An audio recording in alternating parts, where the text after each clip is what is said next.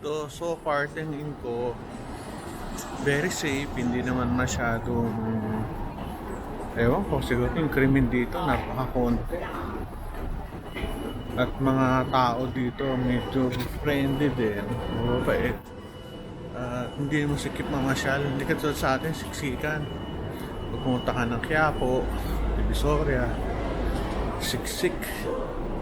Dito maluwag, mas maluwag pa sa New York. Meron ding mga homeless, pero bihirang-bihira, pero may makikita ka. Pero ang homeless people dito malinis naman. In 2 days doon na kami ng Pilipinas. Mamimiss namin itong magandang Sydney. Maganda siya. Ngayon masarap yung parang Tagaytay feel. Ikatulad dati nakadalawang dalawang cover. Ngayon isa lang, t-shirt pwede na. Yung famous tower ng Westfield, Westfield. Good, nakikita natin yung tower na parang galing ano kaya yan? Building sila Luman-luma. Para tayo nasa Escolta Avenida, doon daming tao. Yung sikat na sikat nilang Westfield District. Yung kanilang taas ng building Solo. Yan, sa Mayer, mura.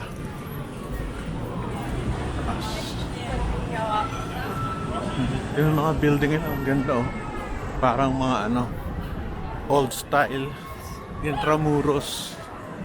Tayo sa Mayer nila parang para siyang Rustan sa atin. Ganda. Sa mabilis lang ayun. Baka tayo mapagalitan, bawal. Siguro.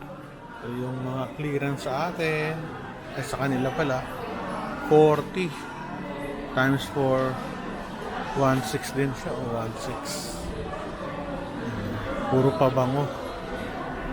Personal effects. Napansin ko, sila mahilig magpunta sa limlim. Talagang nagpapaaraw sila. May nag-ano pa doon. Meron pang nagtutugtog, tambol-tambol. Galing.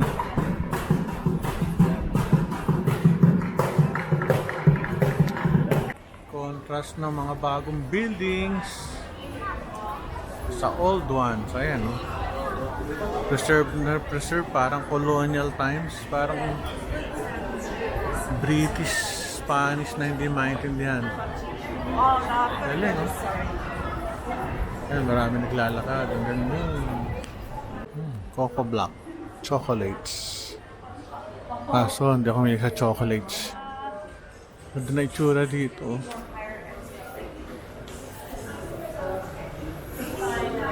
Hi-fi. Ganda,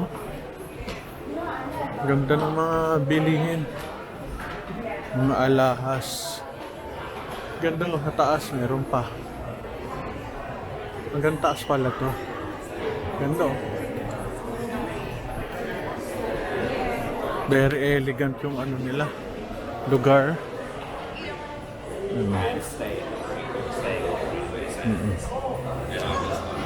Kung gusto magpa-shoeshine, ayan. 400. Mga 450. Pasyahin ng sapatos. Grabe, Para kang bumili ng sapatos na. Kaya makikita dito. Para tayo nasa very elegant. Naganda kasi kahoy. Mataas. Yan, pababa. Strand Arcade. 1891 pa. Napakaluma ang building na to. Christmas na Christmas. Ito. Strand Arcade. Bili na mukhang high-end. Hindi tayo makakabili dito. Mukhang to. Para kang nagpunta ng Rockwell na high-end stores. Matindi. Pero ang ganda ng ano lang, design. Classy. Sarap ng masyal dito. Mababait naman yung aking ano. Mababait naman yung mga Australiano. Di pa ako na ano. Napapagbawalan. Siguro pwede naman. Basta wag lang talaga ipapakita yung mga mukha talaga na sobra-sobra na nag-invade ka na ng privacy nila. Yung sa taas, hindi na punta tayo. Mataas eh. Shoemaker. Parang old, ano siya, old shops. Ganda oh, may kahoy-kahoy pa. Ganda dito. Galing ano, Strand Arcade. Ayan na sila. Para ka nagpunta ng Europe, Paris. Ang taas oh, ganda. Ganda oh, pati yung ano, yun oh. Since 1891. At maraming kain na sa baba. Basta tayo. Wala naman akong mabibili dito. Mahal. Tsaka puno na ako ng gamit ko. Hindi na ako masyadong bibili. Pero ang ganda ng vibe. Para ka nasa New York na mas malinis. Yung nga lang, ang building sila maliliit. Hindi ka to sa New York talagang super taas. Ralph Lauren. So wala na akong bibilin dyan. Yung kanila, Tiffany and Company. Medyo ano rin sila, marami na rin sasakyan dito. Parang BGC. Taas ang building, oh.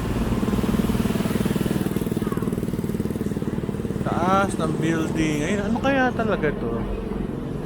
Piscina ba yan? Restaurant. Yan tayo alam eh. Mga building lang, galing. Mga bilihan ng mga mamahal na relos. Hindi naman ako mahilig sa relos na mahal. Mahal eh. Ito, pag mga Panerai, siguro sa million yan. Lagpas. IWC. Okay na ako sa tig 300 ko relos. Bigay ng ospital. Okay na ako dyan. May LV pa doon. Cartier, Boss. So, wala. Okay lang. Mahirap din pumorma. Baka may magka-problema sa pang-plancha pa yan at laba. Okay na ako sa small time. SM lang ako, pwede na. Ganda. May LV bag. Siya nakakahiya din pumasok eh. Window shopping. Para tayo nasa Global City. Pero sa totoo lang, mas malinis ang Global City dito. Tsaka, ewan ko lang, parang, ito kasi parang old place eh. Ang Global City very modern. Tsaka wala akong makitang condo dito. Parang more of offices talaga ito kasi Central Sydney. Pahinga muna ako. Kaya pa ako lakad. 2 oras na. Pahinga muna tayo dito. Mabibilis naman sila magpapatakbo rito. Yun nga lang. Sumusunod naman sila sa ano, mga traffic lights.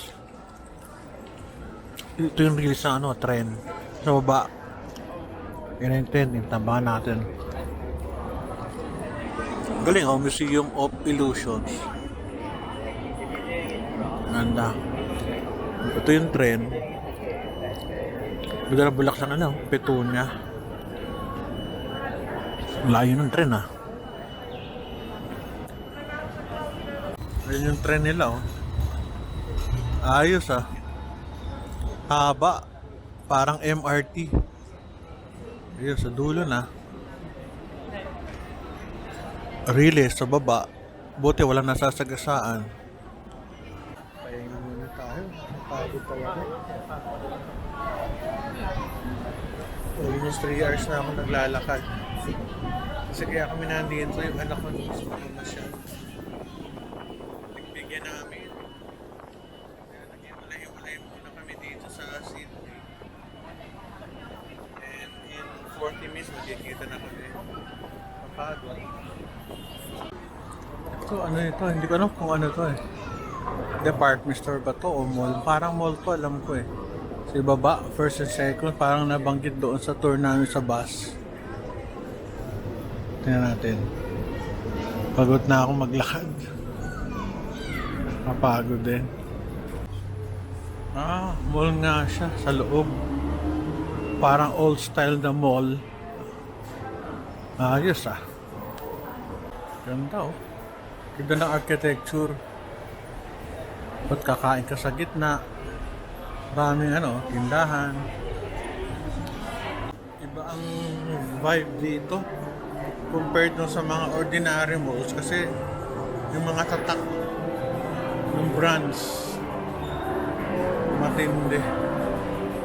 Talagang hindi pangmasang Pilipino. Mga Swarovski, mga magagandang Jimmy Choo. Grabe. Mahal nito.